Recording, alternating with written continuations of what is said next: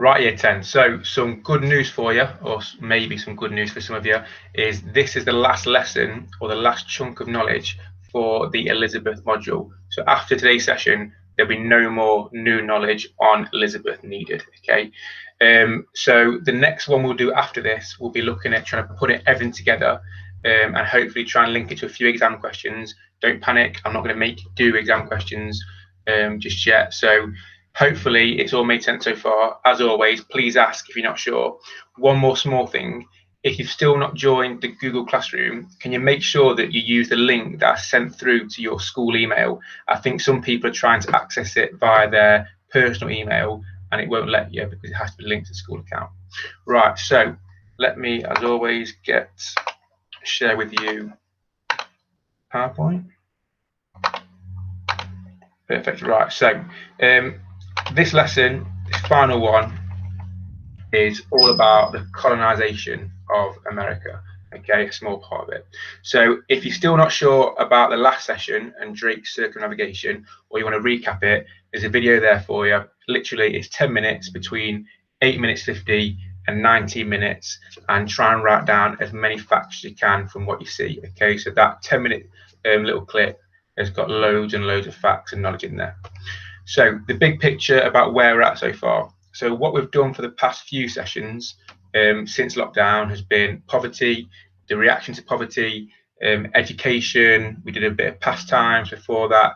Now, and last lesson was all about exploration, and the next one is the Golden Age. So historians for centuries have debated just how good England was under Elizabeth, and they've disagreed about it. So you guys are going to have a lesson or a task on whether you think it was or should be classed as a golden age of England or not.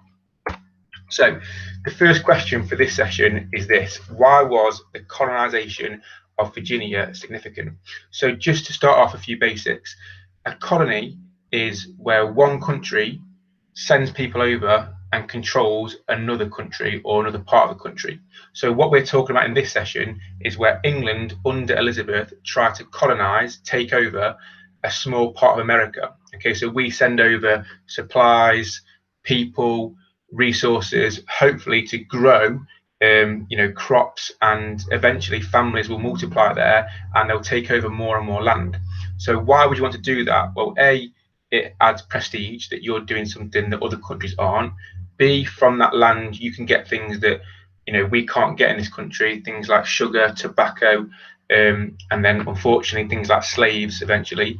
It also gives us back then the perfect opportunity to attack other ships around the area, but also there's a lot of areas, there's precious metals, herbs and spices, these sort of things. So in the long run, it's very, very beneficial back then for a country to colonize another nation. So Virginia, the reason why we call it Virginia is because Elizabeth gave Walter Raleigh, she said that he could use the name Virginia, as in the Virgin Queen Elizabeth, to call it that as the first colony in America. So today is all about why it was so important, but also why it went horribly wrong at times.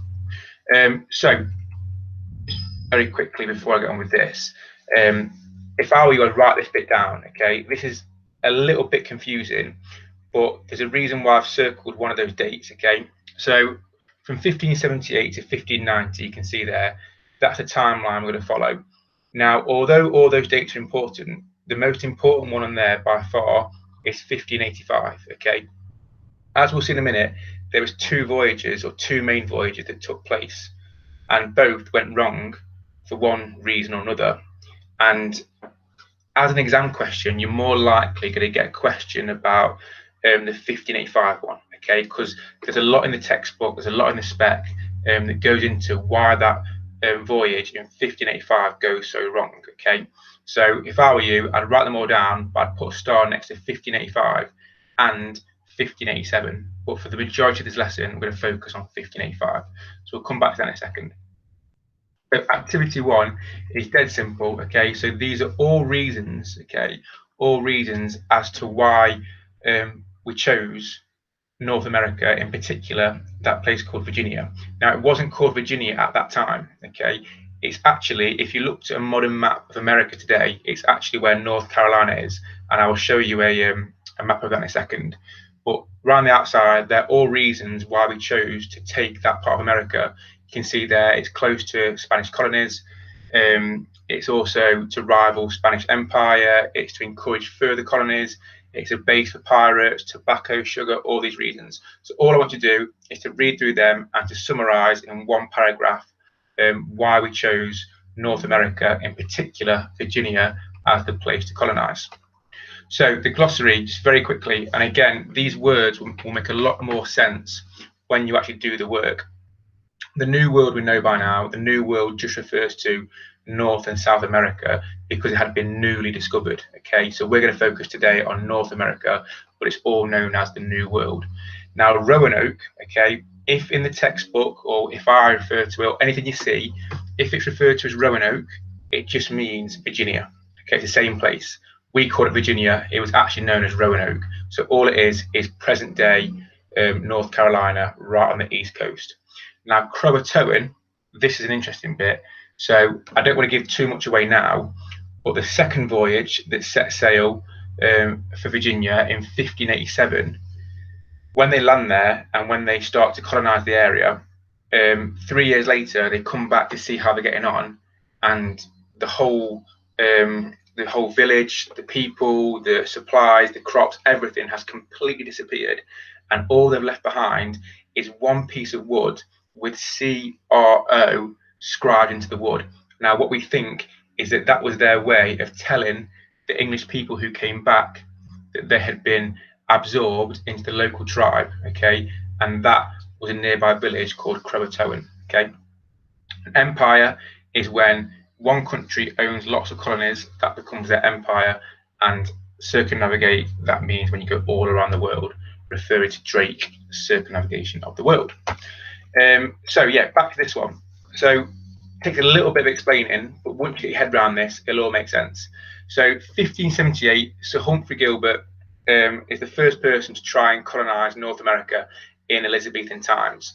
Now he goes out, he's actually Walter Raleigh's half brother, and it goes completely wrong. He fails and bankrupt.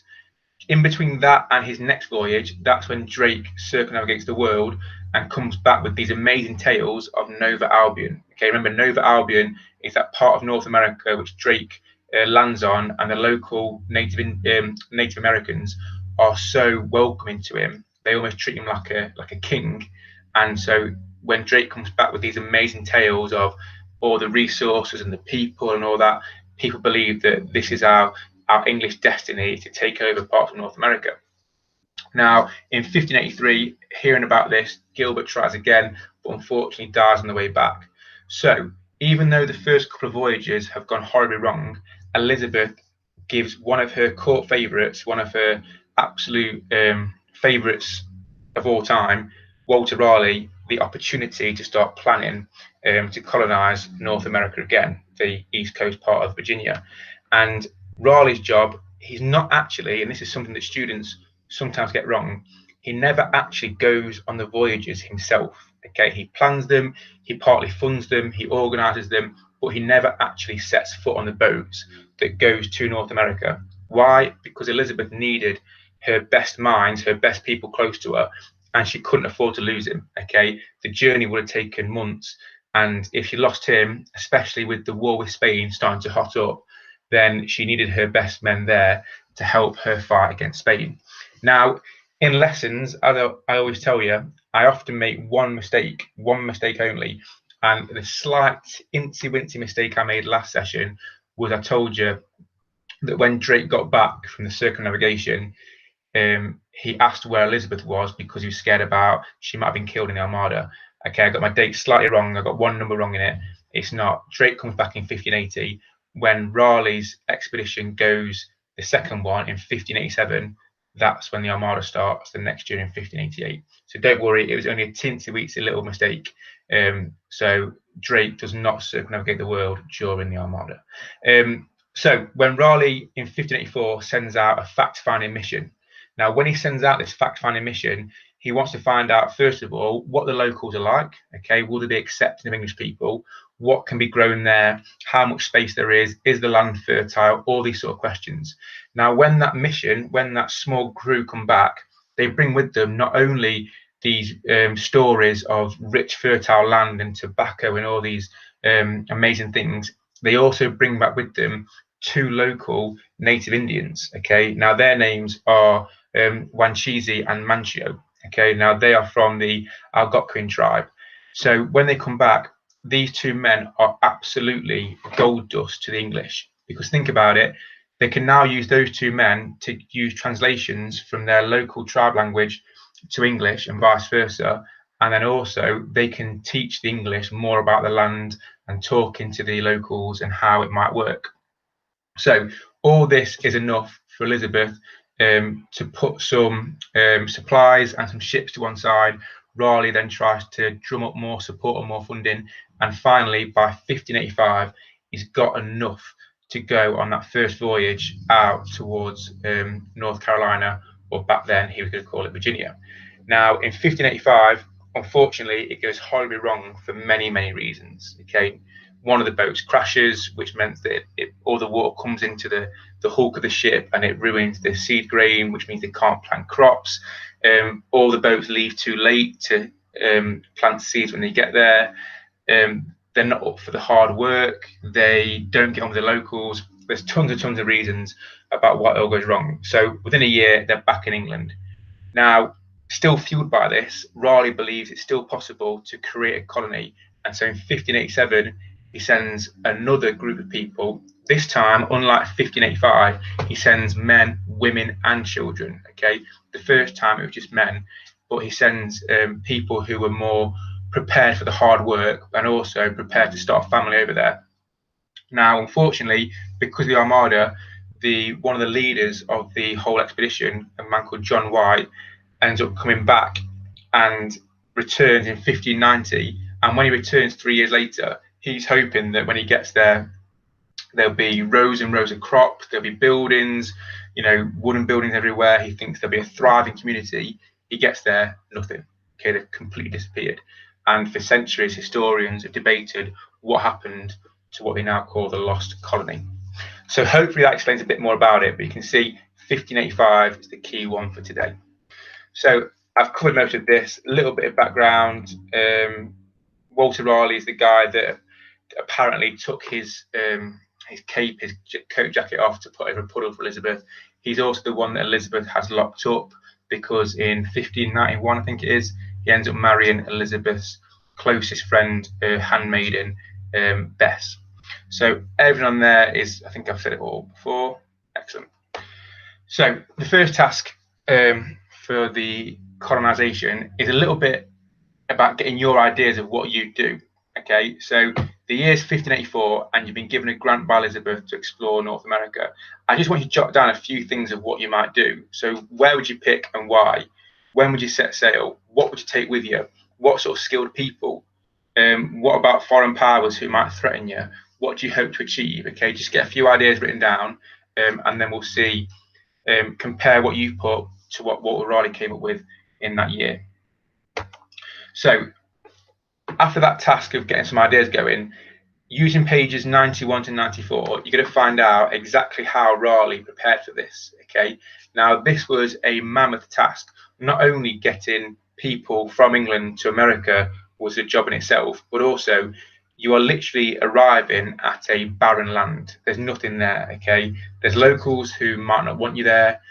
On top of that, you've got the changing climate, you've got the land, you've got to start building different houses for people. And also, what about things like illnesses? Okay, when you visit new places that we're not used to as human beings, then it can cause many problems. So all those questions, can you write them out for me and underneath the answer to them? Okay, so when you can see there what your fact-finding mission, what your fact-finding mission found out. What about the locals, the funding? This would have cost thousands and thousands of pounds back then. So page 91 to 94, if you want to pause it now and answer those questions for me. So I promised you earlier I'd show you a map of the location to try and understand why we picked that part of North America, because they could have picked any part within reason. So as you look at this map here, the top arrow you see pointing to North Carolina, that is where they aimed for. Okay, that is back then what they called Virginia or Roanoke, and it's little, if you zoom in, which I can't now, if you zoom in, it's like a little cove within North Carolina. That was the idea to go there. Now, don't get confused. If you look further north, you'll see that there's modern day Virginia. Okay, this is a modern day map, but when we're talking about during Elizabethan times, North Carolina today was actually Virginia back then. Now, the two other arrows you can see pointing to Florida and also down in the corner, the Caribbean islands, they were ran and controlled by the Spanish. So it was a perfect opportunity to not only attack Spanish bases, but also they could patrol those waters and attack Spanish ships going to and from European waters. So that's why that was chosen. So even though we're focusing on the 1585 voyage, the book and the curriculum also focuses on 1587. Okay, the 1587 voyage, the Lost Colony one, does not go into as much detail as 1585, but this video does a bit of background about both of them. It's only 5 minutes, but it's well worth a watch. So you're going to pause this, have a watch of that, and again, make some more notes for me. So why did the attempt to colonize Virginia fail? Why did both attempts in 1585 and 1587 go horribly wrong? Well, this one is going to focus purely on 1585. Okay, so make sure in your head now, in the book, page 95 to 97 is only focusing on why the 1585 voyage goes wrong. Okay, now down the left-hand side of the table, you've got the reasons. Now, the middle section where it says SFD, that stands for specific factual detail. So any facts, any key terms, any names, put that in there for me. And then next to it, where it says, why would this cause the colonization to fail? A brief explanation about why those things would cause it to fail. Now, you can draw that table out if you want, but I've also put it at the end there as well. So that should take you about 20-25 minutes. Everything you need there is on page 95 to 97. And please take your time with this, because this is the most important one. As I said, you're most likely to get a question that's something like, explain why the 1585 voyage failed. Okay, and you give 3 reasons why. So if you're going to pause that and have a go at that. And then after that, just have a quick read. Okay, so this is a bit more information about the next voyage that they try again in 1587. So unlike the last one, not only do they take 17 women and several families, but they also take people from London, okay, the poor areas of London. Why? Because those parts of London, those Londoners were used to hard work. They were used to not eating as much. They were used to grafting. The people in the first voyage in 1585, they were from a slightly higher class. They expected people to do the work for them. They thought they could turn up, take the riches, and head back in a few years. They wanted people who were ready to graft and going to stay there for many, many years. By this point, Manteo, one of the local natives they brought back in 1584, he is now made Lord of Roanoke. He is so important for that link between the natives and the English people. Unfortunately, the native Indians are hostile as soon as they arrived. The reason why they're so hostile is not only do the English have to keep asking for handouts of food and supplies because they can't get the farmland and the climate, they can't adapt to it, but also mysteriously to them, wherever the English have been and when they leave, people of the local tribes die. And the reason is that the Native Americans, were not used to the diseases that we brought with us, okay, completely by accident, but we have completely different, at the time, systems in our bodies that fight off diseases, and the different infections and viruses that we have in this country that they don't have, and vice versa, meant that unfortunately quite a few natives died because of what we brought with us. So it goes horribly wrong yet again. Now, because the Armada, John White and some others returned back to England in 1587, they thought they were going to come back a few months later. Because of the war with Spain, they can't, and they arrived back 3 years later in 1590, and that is when they've completely and utterly disappeared. So what happened to them? Literally, as anything with America, there's a lot of conspiracy stories about what could have happened to them. Even as late as 2003, they were still doing these massive projects in America where they were doing blood tests on thousands and thousands of Americans, trying to trace back from the original people that went on that journey. Okay, they have the passenger list of all the boats that went there in 1587. They have information, and they've tried to create family trees from that to find out if they did survive or were they involved in a war where they lost. We'll never know, unfortunately. What makes the most sense is if I show this map here, once again, a little bit below where that top arrow is where the Croatoans were. It's more than likely that because they were struggling so much, the Croatoans took them in and took with them the people, the supplies, and allowed them to live with them. That's why we have that wooden massive plank saying CRO that's scribed into it. So, as always with me, it's always nice to test your knowledge. So there's a show you know test. Now, let me quickly show you this. 1 second. There are answers on the document, okay? So please, the first page is blank. Give it a go. See how many you get, even if you get 4 or 5 or 2 or 3, whatever it might be, and then use the answers on the next page to fill in the ones you did not get. So I think that is everything. Let me double check. So the booklet sheet's at the back. Don't worry about this one, okay? That's just if you don't want to use a table, you can use that instead. And for the first task about what you might do, you don't have to worry about that, but feel free to print it off and use that for task 1. Right, guys, as always, any questions, please let me know. But hopefully I'll see you soon. Take care.